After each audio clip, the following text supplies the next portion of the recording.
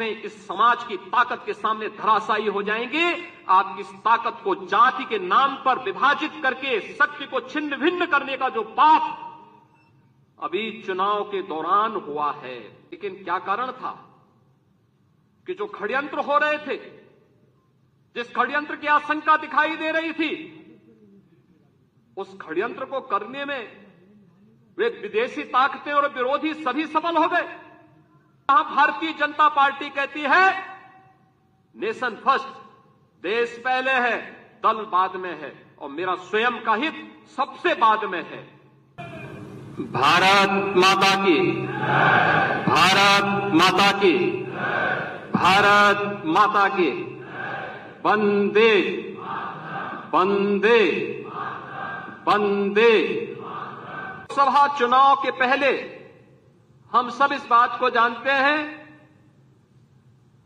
कि भारतीय जनता पार्टी ने प्रधानमंत्री मोदी जी के नेतृत्व में उत्तर प्रदेश में 2014, 2017, 2019 और 2022 में भारी सफलता प्राप्त करते हुए विपक्ष को उसकी वास्तविक स्थिति तक पहुंचाने का कार्य किया था और लगातार उस पर दबाव बनाए रखा था। कोई संदेह नहीं, 2014 में जितना मत प्रतिशत भारतीय जनता पार्टी के पक्ष में था, 2017 में जितना मत प्रतिशत भारतीय जनता पार्टी के पक्ष में था, 2022 में जितना मत प्रतिशत भारतीय जनता पार्टी के पक्ष में था, 2024 में भी आप सभी कार्यकर्ताओं के संघर्ष से, प्रयास से, प्रधानमंत्री मोदी जी के नेतृत्व में, माननीय राष्ट्रीय अध्यक्ष जी के नेतृत्व में भारतीय जनता पार्टी उतना वोट पाने में सफल रही। लेकिन जैसा वोटों की शिफ्टिंग होती है और कहीं पर जब हम लोग ये मान करके चलते हैं कि आत्मविश्वास में कि हम तो जीत ही रहे हैं, तो स्वाभाविक रूप से वहां पर कहीं न कहीं हमें खामियाजा भी भुगतना पड़ता है और वह अति आत्मविश्वास कहीं न कहीं हम लोगों को जहां चोट पहुंचाने में, उस विश्वास पर खरा उतरने में, उन अपेक्षाओं पर खरा उतरने में, जहां कहीं न कहीं उस विश्वास पर कहीं न कहीं चोट पहुंची, वहीं साथ ही साथ जिस विपक्ष ने चुनाव के पहले हिम्मत हार करके बैठ गया था, वो आज फिर से उछल कूद करने का कार्य कर रहा है। बहनों और भाइयों, याद करिए 2022 का विधानसभा का चुनाव,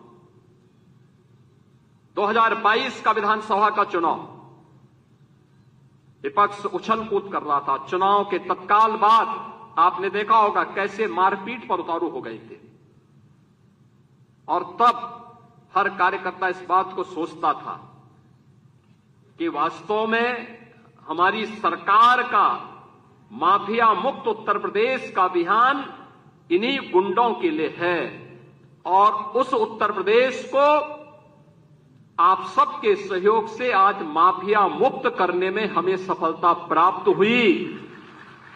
तो माफिया मुक्त उत्तर प्रदेश के साथ साथ हमारे विचार परिवार का ये जो लंबा संघर्ष था,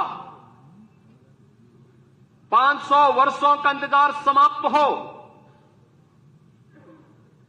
दुनिया भर के सनातन हिंदू धर्मावलंबी जिन आकांक्षाओं के साथ जी रहे थे, उन अपेक्षाओं पर प्रधानमंत्री मोदी जी के नेतृत्व में डबल इंजन सरकार ने खरा उतर करके अयोध्या में रामलला के भव्य मंदिर निर्माण के साथ साथ 500 वर्षों के बाद रामलला को विराजमान करने का काम भी किया। बहनों और भाइयों, भारतीय जनता पार्टी के कार्यकर्ता को किसी भी स्थिति में बैकफुट पर आने की आवश्यकता नहीं है, किसी भी स्थिति में नहीं है। क्योंकि आपने कार्य किया है। आप विपक्ष में थे, जनता के मुद्दों को लेकर लड़ते थे। आज जब सरकार में थे तो याद करिए, उत्तर प्रदेश के अंदर सुरक्षा का ये वातावरण आपको आज देखने को मिल रहा होगा। याद करिए, इसी मुहर्रम के समय में सड़कें खाली हो जाती थी, सूनी हो जाती थी। आज मुहर्रम आयोजित हो रहा है, इसका पता भी नहीं लग रहा है। ताजिया के नाम पर घर तोड़े जाते थे, पीपल के पेड़ काटे जाते थे, सड़कों के तार हटाए जाते थे, पुल तोड़ दिए जाते थे। आज कहा जाता है किसी गरीब की झोपड़ी नहीं हटेगी। आज कहा जाता है कोई तार नहीं हटेगा। आज कहा जाता है कि सरकार नियम बनाएगी, पर्व और त्योहार मनाना है तो इन नियमों के अंतर्गत मनाओ और नहीं तो अपने घर में बैठ जाओ। ये मनमानापन नहीं चल सकता है। और विधि का शासन कैसे होना चाहिए, सुशासन कैसे होना चाहिए, यह भारतीय जनता पार्टी की सरकारों ने देश के अंदर करके दिखाया है। लोक कल्याणकारी कार्यों का परिणाम कितना हुआ, कोई सोचता था? मैं याद है जब देश के अंदर कोरोना की आहट हुई थी, माननीय नड्डा जी राष्ट्रीय अध्यक्ष के रूप में वर्चुअल हम लोगों के साथ जुड़े थे और आपने एक ही बात कही कि देश संकट में है, मानवता संकट में है। हमारे लिए एक ही मंत्र है, प्रधानमंत्री जी का आदेश है, एक ही मंत्र है और वो मंत्र है सेवा ही संगठन है। ये केवल भारतीय जनता पार्टी ने किया था। मुझे याद है कोरोना कालखंड में केवल भाजपा का कार्यकर्ता या राष्ट्रीय स्वयंसेवक सड़कों पर जनता जनार्दन की सेवा कर रहा था। अन्य किसी भी दल के किसी भी नेता का कोई अता पता नहीं था। कार्यकर्ताओं की बात तो दूर, आपने देश के अंदर 10 करोड़ गरीबों को मकान दिए। उत्तर प्रदेश में 56 लाख गरीबों को बिना भेदभाव के मकान दिए। हमने जो नारा दिया, मोदी जी ने जो नारा दिया कि सबका साथ और सबका विकास, हमने जाति, मत और मजहब के आधार पर भेदभाव किसी के साथ नहीं किया। हम आज भी कह सकते हैं हमने किसी के साथ भेदभाव नहीं किया, कोई भेदभाव किसी के साथ नहीं किया। विकास के कार्यों के लिए भेदभाव नहीं किया। ये 80 करोड़ लोगों को फ्री में राशन आज भी मिल रहा है। क्या किसी जाति को मिल रहा है, किसी मत विशेष या किसी धर्म विशेष को मिल रहा है? भारतवासी है, उसको राशन मिल रहा है। भारत पहला देश जिसने भूख से मौतें नहीं होने दी, बदहाली नहीं होने दी, आत्महत्या नहीं होने दी, किसी गरीब को सड़क पर भूखों से मरने के लिए मजबूर नहीं होने दिया। लेकिन उस सबके बावजूद भारतीय जनता पार्टी का कार्यकर्ता लगातार कार्य करता रहा।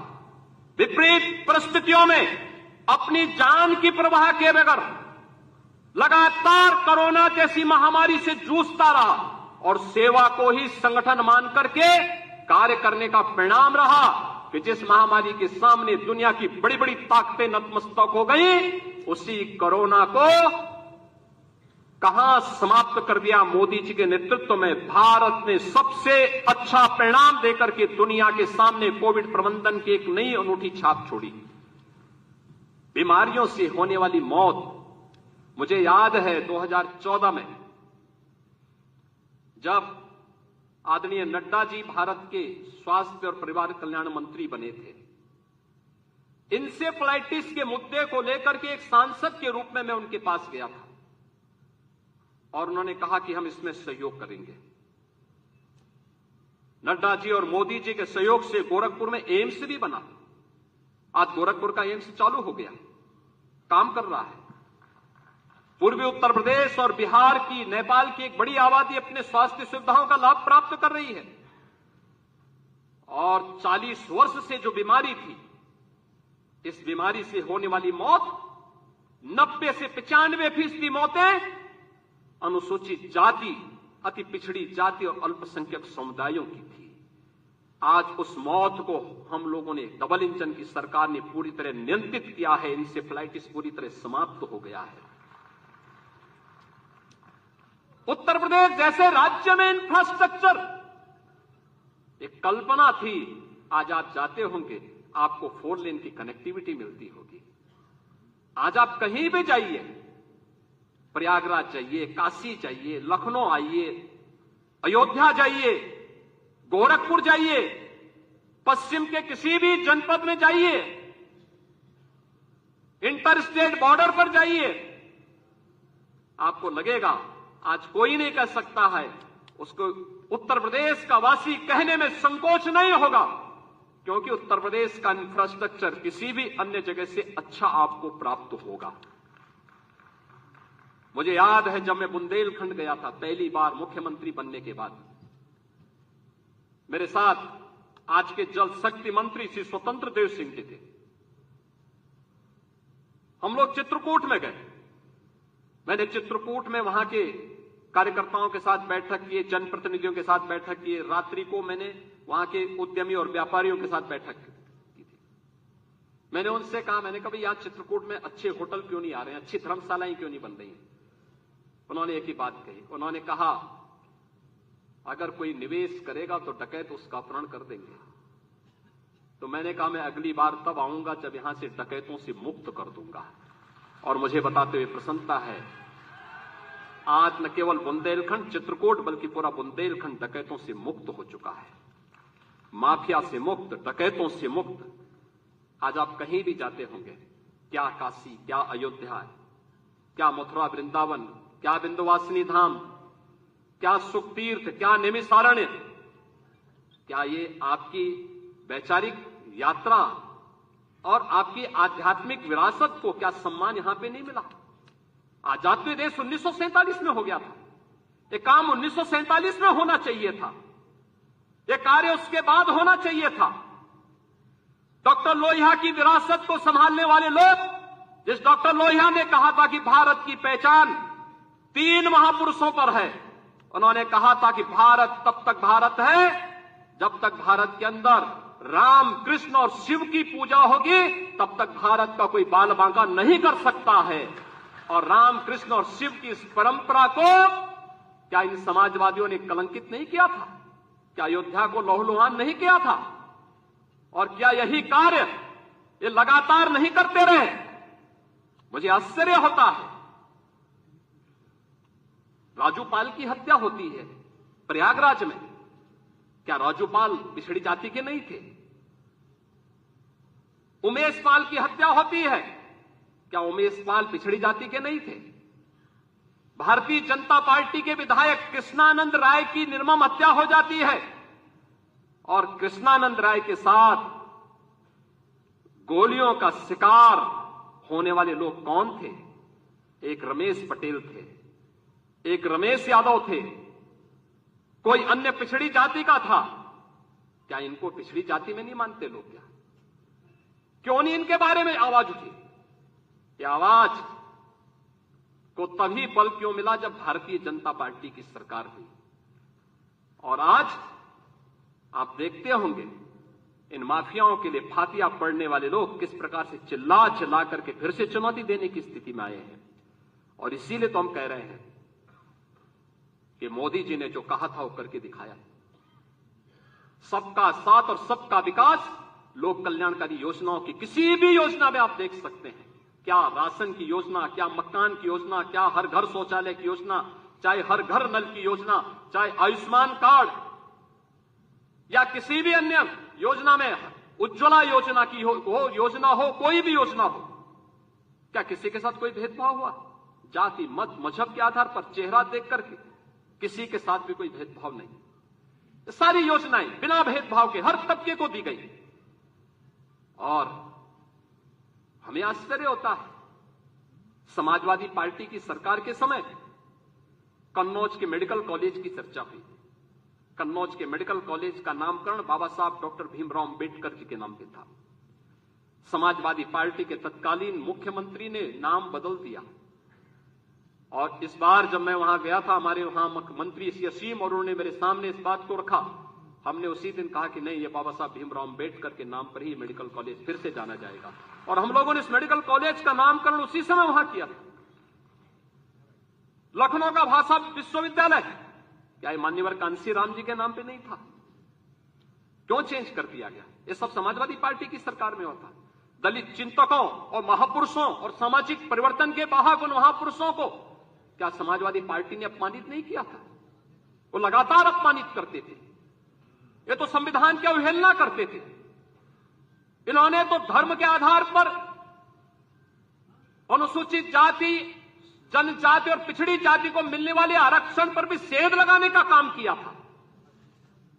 कौन नहीं जानता 2016 में जब समाजवादी पार्टी की सरकार थी, अनुसूचित जाति के नौजवानों की स्कॉलरशिप को समाजवादी पार्टी की सरकार ने रोकने का काम किया था। हम लोग इसको मुद्दा नहीं बना पाए, हम अपनी उपलब्धियों को मुद्दा नहीं बना पाए। मोदी जी के नेतृत्व में पंचतीर्थ बने। नई संसद बनने पर, नई संसद में प्रधानमंत्री मोदी जी देश के पहले प्रधानमंत्री हैं जिन्होंने संविधान की मूल प्रति को अपने सिर पे रख करके नई संसद में स्थापित करने का काम किया था। भारतीय जनता पार्टी संविधान को सर्वोच्च सम्मान देने वाली पार्टी, अनुसूचित जाति, जनजाति और पिछड़ी जाति के अधिकारों को संरक्षित करने वाली पार्टी, लेकिन अफवाह और भ्रम की स्थिति पैदा करके जिस प्रकार से माहौल खराब करने का प्रयास किया गया, ये जानते हुए, दुनिया की ताकतें जानती हैं, ये समाज बिखरा होगा तो आसानी से शिकार हो जाएगा, एकजुट होगा तो बड़ी बड़ी ताकतें इस समाज की ताकत के सामने धराशायी हो जाएंगी। आपकी इस ताकत को जाति के नाम पर विभाजित करके शक्ति को छिन्न भिन्न करने का जो पाप अभी चुनाव के दौरान हुआ है, हमें उससे सतर्क और सावधान होना होगा।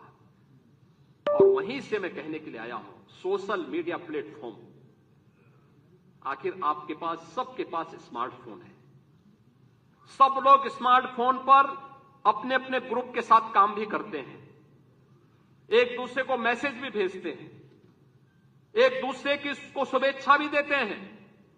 लेकिन क्या कारण था कि जो षड्यंत्र हो रहे थे, जिस षड्यंत्र की आशंका दिखाई दे रही थी, उस षड्यंत्र को करने में वे विदेशी ताकतें और विरोधी सभी सफल हो गए?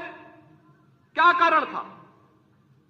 हम लोगों को इसके बारे में जागरूक होना पड़ेगा। आप एक राष्ट्रवादी मिशन के मजबूत स्तंभ हैं, और उस राष्ट्रवादी मिशन के साथ जुड़े होने के नाते जहां भारतीय जनता पार्टी कहती है नेशन फर्स्ट, देश पहले है, दल बाद में है, और मेरा स्वयं का हित सबसे बाद में है, उस भारतीय जनता पार्टी के कार्यकर्ता को क्या ये नहीं देखना चाहिए कि सोशल मीडिया में क्या कुछ चल रहा है, और उस अभियान के साथ जुड़ना, उसको देखना, उसका खंडन करना, और फिर पंचतीर्थ के फोटो,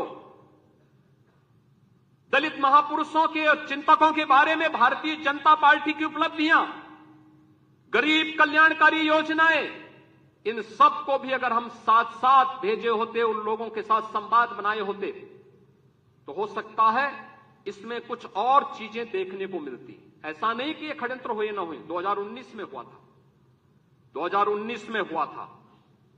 2019 में एक बड़े गठबंधन को उत्तर प्रदेश के अंदर बनाने का कार्य हुआ था, और तब आज के हमारे राष्ट्रीय अध्यक्ष तब प्रदेश के प्रभारी के रूप में इस दायित्व का निर्वहन कर रहे थे।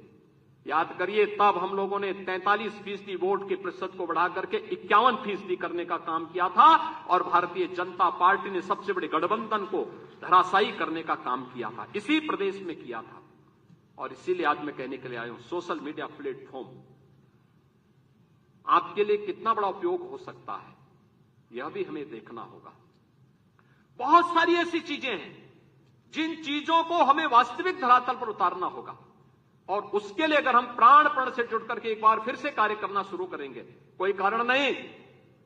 हमने नगर निकाय चुनाव में सभी 17 की 17 मेयर की सीट हम लोगों ने जीती थी। 17 की 17 सीट भारतीय जनता पार्टी ने प्रदेश के अंदर जीत करके पहली बार भारतीय जनता पार्टी 17 की 17 नगर निगम की सीट जीती थी, सर्वाधिक नगर निकायों की सीट जो जीती थी, सर्वाधिक, यानी 17 की 17 नगर निगमों में भारतीय जनता पार्टी का फुल मेजोरिटी का बोर्ड बना और प्रदेश के अंदर सर्वाधिक पार्षद भी भारतीय जनता पार्टी के जीते। हमारे महापौरगण यहां पर प्रदेश के अलग अलग नगर निगमों से भी आज यहां पर उपस्थित हुए हैं।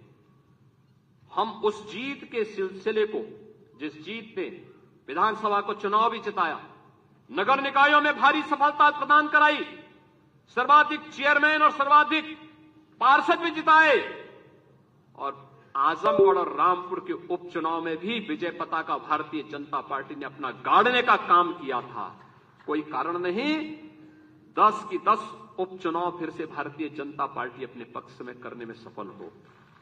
लेकिन इसके लिए आज से जुड़ना पड़ेगा, लगना पड़ेगा। एक एक कार्यकर्ता को अपना अभियान मान करके फिर इस अभियान के साथ जुटना पड़ेगा, और उसी के लिए आपका आह्वान करने के लिए आज फिर हम लोग आए हैं। बहनों और भाइयों, हम 2010 के 10 उपचुनावों के लिए तो हमें अभी से तैयारी करनी ही है, लेकिन हमें इस बात का याद रखना, उत्तर प्रदेश को जो नई पहचान बनी है, उत्तर प्रदेश जो पहले छठी अर्थव्यवस्था थी, आज देश की नंबर 2 की अर्थव्यवस्था बन चुकी है और तेजी के साथ उभरती हुई अर्थव्यवस्था के रूप में अपने आप को स्थापित कर रही है। उत्तर प्रदेश का जो परसेप्शन बदला है, आज आप देश और दुनिया के अंदर कहीं जाते होंगे, लोग उत्तर प्रदेश के नाम पर आपको सम्मान देते होंगे। इस सम्मान को बरकरार रखने के लिए जीत के सिलसिले को फिर से आगे बढ़ाने की आवश्यकता है, और उसको बढ़ाने के लिए आह्वान करने के लिए आज आपके सामने माननीय राष्ट्रीय अध्यक्ष भी आए हैं। जीत का यह सिलसिला जो 14, 17, 19, 22 पंचायत चुनाव, नगर निकाय चुनाव, उपचुनाव में बना रहा, यही मोमेंटम 2027 में भी बनेगा। यह हमारा संकल्प आज से होना चाहिए, आज से होना चाहिए। याद रखना, भारतीय जनता पार्टी है तो जिले में हमारा महापौर भी है, जिला पंचायत अध्यक्ष भी है और ब्लॉक प्रमुख भी है, चेयरमैन भी है, पार्षद भी है। और अगर यहां पर कहीं कोई खरोंच आता है तो वहां उसके असर वहां पर भी पड़ने वाला है, और इसीलिए अभी से इसकी तैयारी में जुटना होगा। एक एक व्यक्ति को जुटना पड़ेगा, ब्लॉक प्रमुख हो या चेयरमैन, महापौर हो या जिला पंचायत अध्यक्ष, विधायक हो या विधान परिषद सदस्य, लोकसभा के हमारे माननीय सांसद हो या फिर राज्यसभा के माननीय सांसद, इन सबको संगठन के साथ बेहतरीन तालमेल बना करके, संगठन जिसको तय करे उसके साथ खड़ा होकर के प्राणपण से जुट करके कमल चुनाव चिन्ह को विजयी बनाने के संकल्प के साथ अगर हम आगे बढ़ेंगे तो आपका भी सम्मान होगा, सर्वत्र सम्मान भी मिलेगा।